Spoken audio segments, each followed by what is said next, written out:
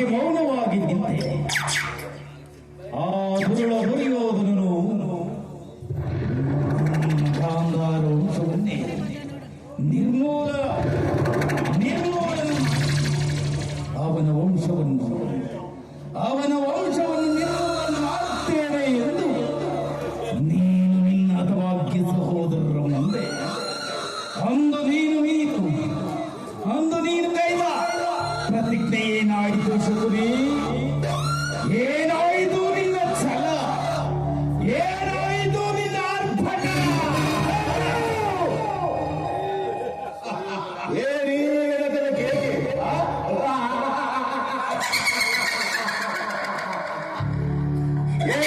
ಬೆಳೆ ಅಗ್ನಿಜಾಲೆಯಲ್ಲೇ ಪ್ರಜೆಗಳ ಕೈತ್ತಿರುವ ಪ್ರಜೆಯಿಂದ ಮಾರತನ ತಾಂಡವ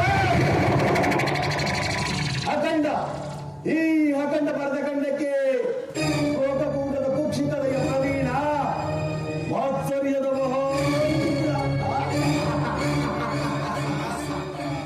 ತಾಂತ್ರಿಕ ಜಾಡ ಈ ಸೋಮರಾಜ ಶಕುನಿಯೊಡನೆ ನಿಮ್ಮೆಲ್ಲರ ಸರಸತಲ್ಲಾಪ.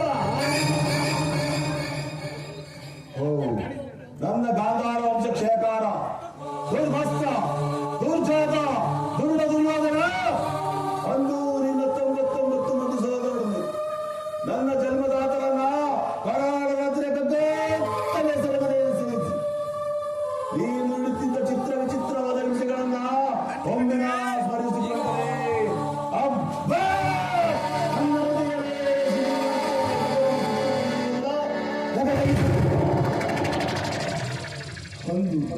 ಇಡುತ್ತಿದ್ದ ದಿನಕ್ಕೊಂದು ಇಡಿಯನ್ನ ಒಂದು ಒಳಗೆ ಆ ಇಡಿಪುಳದ ನನಗೆ ಕೊಟ್ಟು ನನ್ನ ಸೋದರರು ಕೊರಗಿ ಉಪವಾಸವನ್ನು ಮಾಡಿ ದಿನಕ್ಕೊಬ್ಬೊಬ್ಬರಂತೆ ಮರಣವನ್ನಿರೋದು ಯೋಗರ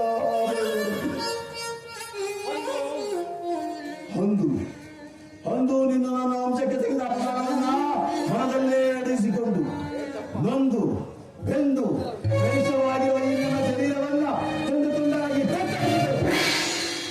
ಸೇಡಿಗೆ ಸೇಡು ರಕ್ತಕ್ಕೆ ರಕ್ತ ಪ್ರತೀಕಾರಕ್ಕೆ ಪ್ರತೀಕಾರ ಹತ್ತಿಂದೇನಿಲ್ಲ ಸಾಲಬೋಣ ಹತ್ತಿಂದೇನಿಲ್ಲ ಕೆಲವು ಗಾಂಧಾರ ವಂಶಕ್ಷಯಕ್ಕೆ ಕಾರಣನಾದ ಕೌರವ ಕುನ್ನಿಗೆ ಕೇಳು. ನಾನು ಸಹ ನಿನ್ನಂತೆಯೇ ಈ 99 ಮಂದಿ ಸಹೋದರರೊಳಗೊಂಡು ಈ ಸಮಸ್ತ ಭೂಮಂಡಲವನ್ನ ಸಾಮರ್ಥ್ಯದಿಂದ ಜಯಿಸಿ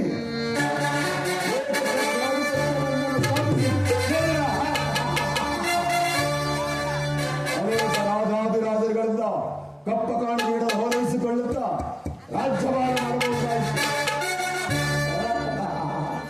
ಆದರೆ ನಾನು ನಿನ್ನೊಡನೆ ಸೇರಿಕೊಂಡು ಮುಳ್ಳನ್ನು ತುಳಿದರೆ ಅದೇ ಜಾತಿಯ ಮುಳ್ಳಿನಿಂದಲೇ ತಿಳಿಯಬೇಕಲ್ಲವೇ? ಮೋಸಗಾರರನ್ನ ಮೋಸದಿಂದಲೇ ನಾಶಪಡಿಸಬೇಕು ಸಾಲವಮ್ಮ, ಮೋಸದಿಂದಲೇ ನಾಶಪಡಿಸಬೇಕು. ವಜ್ರದಿಂದಲೇ ಹಿರಿಯರ ನಾನು ಹಿಡಿಯಂತೆ ಇನ್ನು ಮುಂದೆ ಈ ನಿನ್ನ ಅಸ್ಥಿನಾವಧಿ ರಕ್ತ ಸಿಂಹಾಸನವನ್ನ ರಕ್ತದ ಕೋಟೆಯಲ್ಲಿ ತೇಲಿಸಿ ಈ ನಿನ್ನ ರಾಜ್ಯದಲ್ಲಿ ಅಶಾಂತಿ ಎಂಬುದನ್ನು ಹೆಚ್ಚಿಸಿ ನಿನ್ನ 99 ಮಂದಿ ಸಹೋದರರ ರುಂಡ ಮುಂಡಗಳನ್ನ 10 ಕೈಗಳಿಗೆ ಅರ್ಪಣೆ ಮಾಡುವ ತನಕ ಈ ಶಕುನಿಗೆ ಎಲ್ಲಿಯದು ಶಾಂತಿ? ನನ್ನ ದೇಹವೇ ದಗಲಿಸುವುದಕ್ಕಿರುವಾಗ ನನಗೆಲ್ಲೆಲ್ಲಿಯದು ಶಾಂತಿ?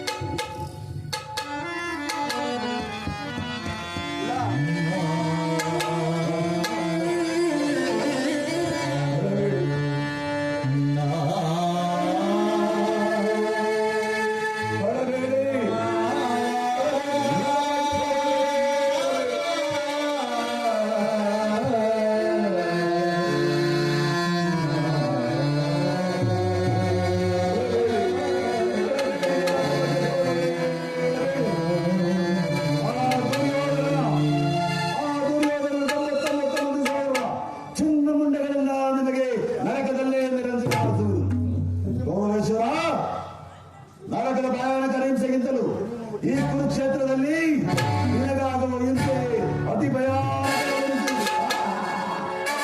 ತಾಯಿಯ ಕಣ್ಣೀರಿನಿಂದ ತೊಯ್ದು ಗುರುವಿನ ತಂದ ಗಣತಿಕರಾಗಿ ಪುತ್ರ ಶೋಕದಿಂದ ದಹಿಸುತ್ತ ನಿನಗಾಗಿ ಈ ಕುರುಕ್ಷೇತ್ರದ ಆಯುಧದಲ್ಲಿ ಒಂದು ನಿಟ್ಟುಸುರ ಬಿಡುವುದಿಲ್ಲದೆ ನಿನಗೆ ನರಕದ ಮಾರ್ಗವನ್ನೇ ಇಡಿಸುವುದು.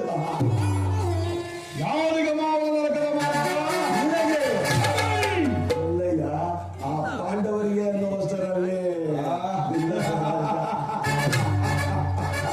ಮಾವ, ಇವಾಗ ನಾನು ಮಾಡಿದ ಕಾರ್ಯವು ಯುಕ್ತವಾಯಿತೇ ಅಥರ್ವ? ಚಿಂತೆ ತೆಗೆ ಪುತ್ರರಾಯ ರಾಜ. ಭೀಷ್ಮ ದ್ರೋಣಾದಿಗಳು ಅಖಂಡ ಸೇನಾ ಸಮೇತರಾಗಿ ಹಸ್ತಿನಾವತನ್ನು ಪ್ರವೇಶಿಸಬೇಕೆಂದು ಈಗ ತಾನೇ ದೂತರ ಸಮಾಚಾರವನ್ನು ತಂದನಲ್ಲವೇ? ಮಾವ, ದೂತನ ವಿಚಾರದಿಂದ ತೃಪ್ತಿಗೊಂಡ ಅಲ್ಪಸಂಖ್ಯೆಯ ಕ್ಷೇತ್ರದಲ್ಲಿ ಅಲಂಕಾರ ನಿಂತಿರಲಿ ಜಾತಿ ಹಿಂಸೆ ಸಹಿತ ಕಲ ಉಚಿತವೇ. ಅಂದು ನಾನು ದ್ವಾರಕೆಗೆ ಹೋದಾಗ ಕೃಷ್ಣನು ಯುದ್ಧವು ಅಧರ್ಮವೆಂದು ಎಷ್ಟೋ ವಿಧವಾಗಿ ಹೇಳಿದನು. ಆದರೆ ಅಭಿಮಾನದಿಂದ ಅವನ ಮಾತನ್ನು ನಾನು ನಿರಾಕರಿಸಿದ್ದೆ. ಶಿವಧರ, ಕೃಷ್ಣನು ಕ್ಷತ್ರಿಯ ಕುಲ ಕಳಕಳಿಸೋದು ಅವರ ಮಾತು ಪರಿಗ್ರಹ ಬೆಳೆಸೋಣ.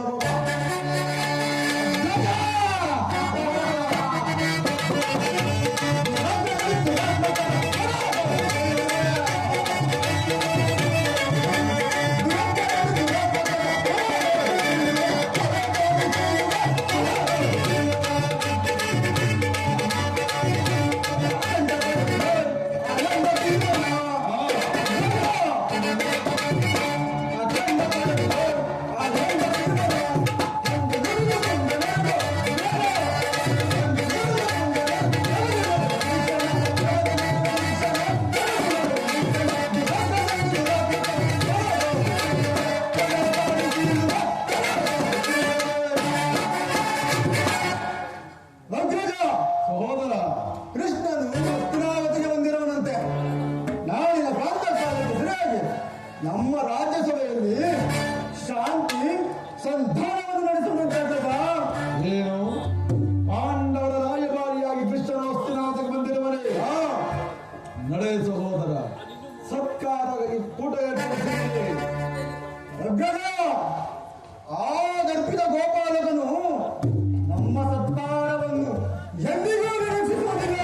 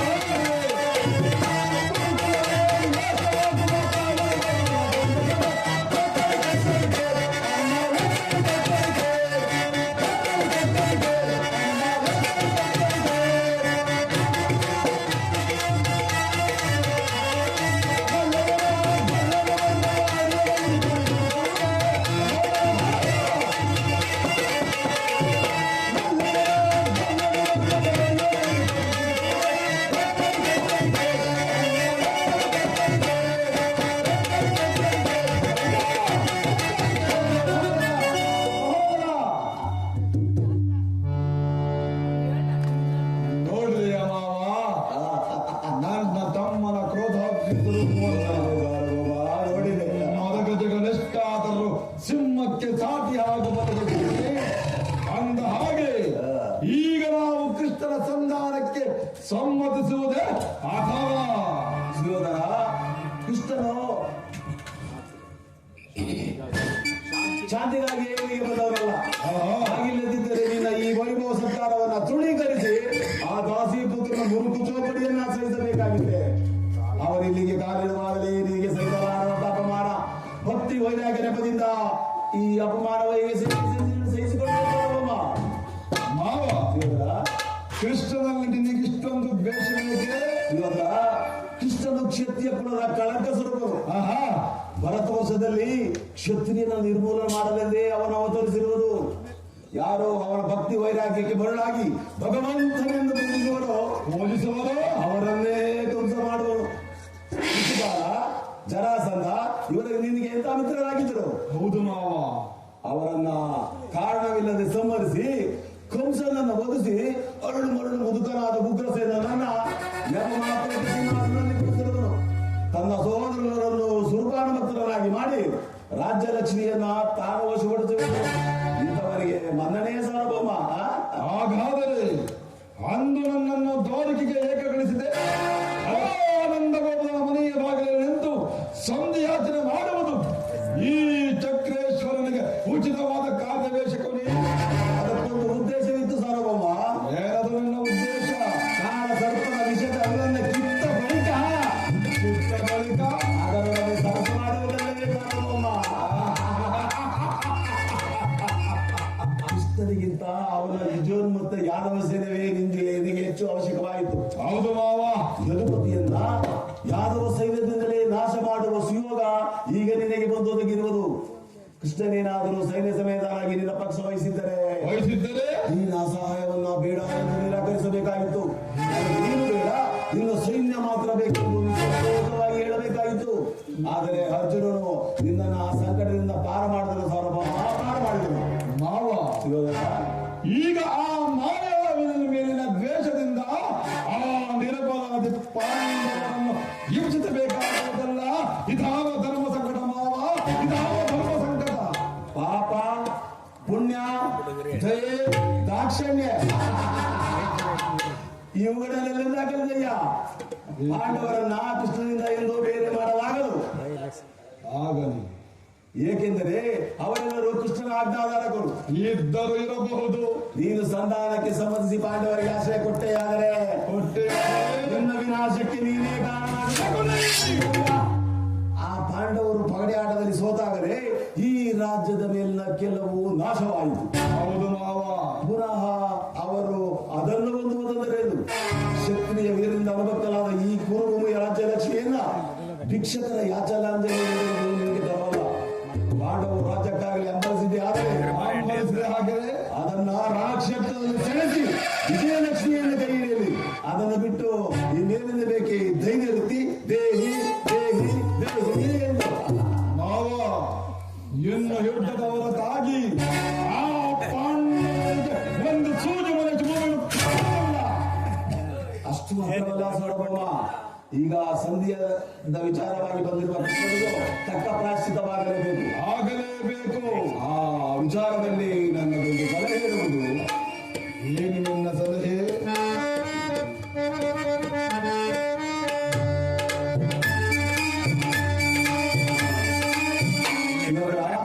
ಸಮಯ ಬಂದಾಗ ನಾನೇ ಜ್ಞಾಪಿಸಿದ್ರು.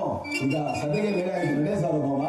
ಮಾವ, ನಿನ್ನ ಸಲಹೆ ಹೊರತಾಗಿ ದುರ್ಯೋಧನ ಯಾವ ಕಾರ್ಯವನ್ನು ಮಾಡುವುದಿಲ್ಲ ಮಾವ.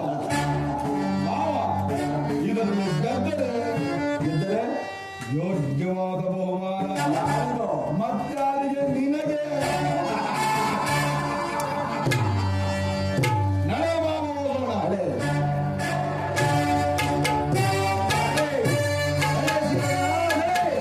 ನನಗೆ ಬಹುಮಾನ ಕೊಡುವಷ್ಟು ಸಾಮರ್ಥ್ಯ ಉಂಟಾಗಿದೆ.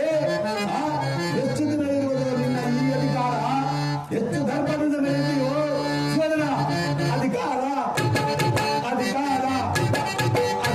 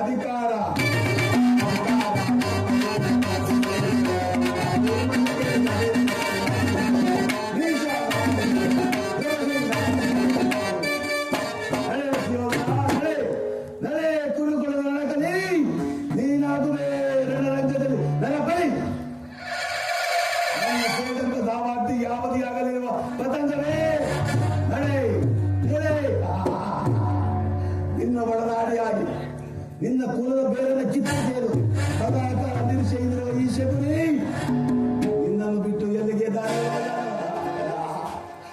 ಏನು ಅರಿಯದೆ ಕೋಮಲವಾಗಿದ್ದ ನೀ ನಿನ್ನ ಸೋದರನ ಹೃದಯದಲ್ಲಿ ದ್ವೇಷವೆಂಬ ವಿಷಜ್ವಾಲೆಯನ್ನು ಹತ್ತಿಸಿದ್ದೇವೆ. ಶಿವನ ಯಾವ ನನ್ನ ಕಾಂತಾರ ವಂಶವನ್ನು ನಿರ್ಮೂಲನೆ ಮಾಡು. ಉತ್ತಂಗದ ಶಿಖರಕ್ಕೇರಿ ಮೇಲೆ ಗೊತ್ತಿರುವ ಈ ನಿನ್ನ ಭವ್ಯವಾದ ಅರಮನೆ ಶೂನ್ಯ. ಶಕುನಿ ಶಕುನಿ ಎಂಬ ಮೂರಕ್ಷರ ಅರ್ಥವೇನು ತಿಳಿದವರೇ. ಶ ಅಂದರೆ ಶಕುನವರ, ಪೂ ಎಂದರೆ ಕುರುಸಂಜಾತರನ್ನ, ನೀ ಎಂದರೆ ನಿರ್ಮೂಲನ ಮಾಡಿದರೆ ಶಕುನಿಯ ಮೂರಕ್ಷರದ ಅರ್ಥ. ಬರುವ ಬಿರುಗಾಳಿಗೆ ಸೇಡಿನ ತಾಡ್ಬೋಟವನ್ನು ಎಬ್ಬಿಸಿ ದ್ವೇಷಾಗ್ನಿಯೇ ಮಿಂಚಿನಂತೆ ಪ್ರಜ್ವಲಿಸಿ ಈ ನಿನ್ನ ಕುರುಕುಲ ರಕ್ತ ಸಿಂಹಾಸನವು ರಕ್ತದ ಮುಳುಗಿ ಹೋಗಲಿ. ಅಸ್ಥಿರಾವತಿಯಿಂದ ರಣರಂಗದ ಬಗೆ ರಕ್ತ ಸಾಗರವೇ ಹರಿಯಲಿ. ಎಂದಿಗೆ ತನ್ನ ಪಟ್ಟ ಧರಿಸಿ ಭಾನುಮತಿ ತಾನು ಕಟ್ಟಿದ್ದ ಮುಡಿಯನ್ನು ಬಿಚ್ಚಿ ದಂಡೆಗೆ